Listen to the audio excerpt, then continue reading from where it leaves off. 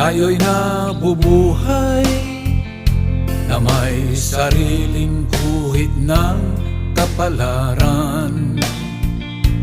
Tayo'y dapat magpasalamat dahil tayo'y nilikha ng may kapal.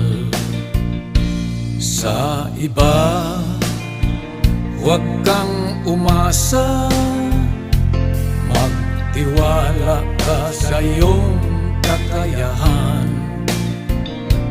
pagkat dapat mong matutunan ang